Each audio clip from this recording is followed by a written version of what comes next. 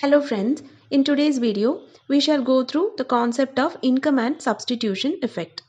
Price effect shows a change in the quantity demanded due to change in its price, other factors remaining the same. So in short, we can say that price effect is nothing but the law of demand itself. The price effect can be divided into two, substitution effect and income effect. Now, substitution effect means substituting the cheaper good for the expensive good due to a change in price, provided the price of related goods and utility remains the same. Say for example, there are two goods, good X and Y. And let us assume that the price of X and price of good Y is rupees 50. Now, suppose the price of good Y remaining the same, the price of good X declines from 50 to rupees 25. So here we can see that comparing the prices of the two goods, good X is comparatively cheaper whereas good Y is expensive. So in this case, the consumer will substitute good X for Y. That is, the consumer will purchase more of good X because it is cheaper and will consume less of good Y because it is expensive. Similarly, we can see that when the price of Y remaining the same, if the price of X increases to 75 rupees, here we can see that good Y has become comparatively cheaper whereas good X has become comparatively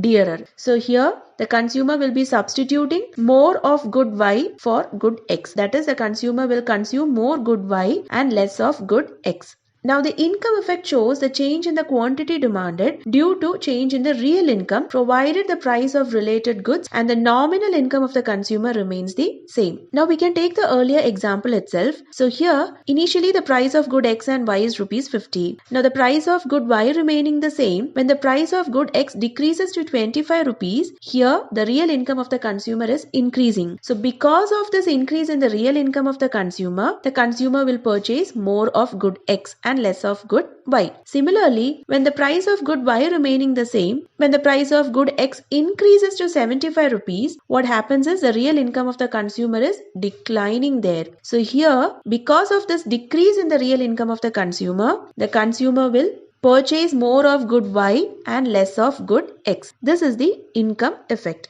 So adding together the income and substitution effect will give us the price effect. Now we shall explain the substitution and income effect with the help of a diagram. So here we are explaining the case of decrease in the price of good X provided the price of good Y remains the same. So X-axis measures the quantity of good X and Y-axis measures the quantity of good Y. So consumer's initial budget line is given as RS, and in the initial budget line, the consumer attains equilibrium at point A with U1 level of utility. So at this point, the consumer consumes OE amount of good X and OH amount of good Y. Now suppose the price of good Y remaining the same. Suppose the price of good X decreases, we can see that the consumer's real income will increase. So this increase in real income is shown as an outward shift in the budget line from RS to RT. So here the price of good Y is remaining the same. So that is why the new budget line is starting from point R itself. Whereas the price of good X has declined, that is why the shift in the budget line we can see only on the X-axis. So in the new budget line RT, the consumer again attains equilibrium at point B at a higher indifference curve U2, and at point B, the consumer consumes OG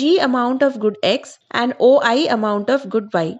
So here the consumer is consuming an additional EG amount of good X, whereas the consumer is substituting HI amount of good Y in order to consume that additional EG amount of good X. So this additional amount of good X, that is EG, represents the price effect.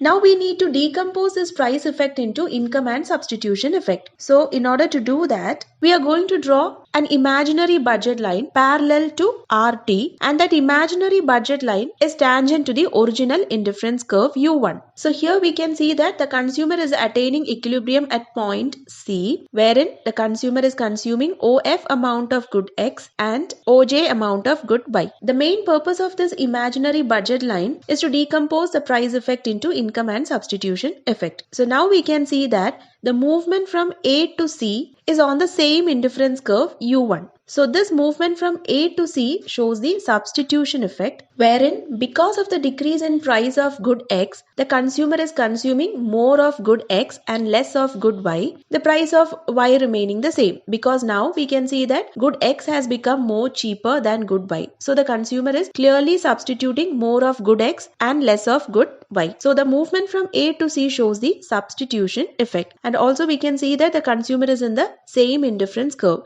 So at point A and C, the consumer is having the same satisfaction, the same utility level. Only because of the decrease in the price of X, price of Y remaining the same, the consumer is purchasing more of good X because good X has now comparatively become more cheaper.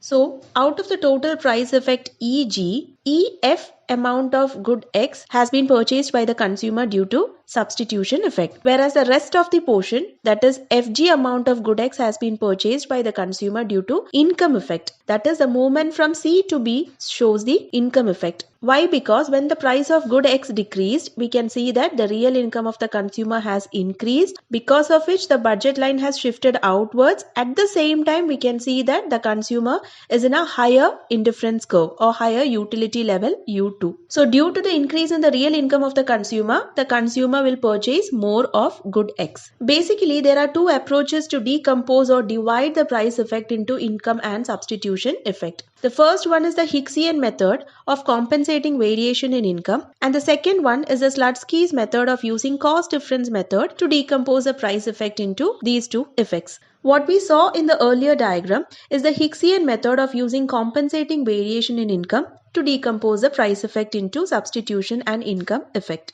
In Slutsky's method, the diagram is almost similar to what we just saw right now, but with a minor variation. That is, the imaginary budget line in Hicksian method is tangent to the initial indifference curve, whereas in Slutsky's method, we can see that the imaginary budget line is passing through the initial combination of goods. That is, through point A, the imaginary budget line is passing through, because of which the consumer is attaining a higher indifference curve due to the substitution effect. And that is what we can see from the movement from point A to C in the Slutsky's diagram.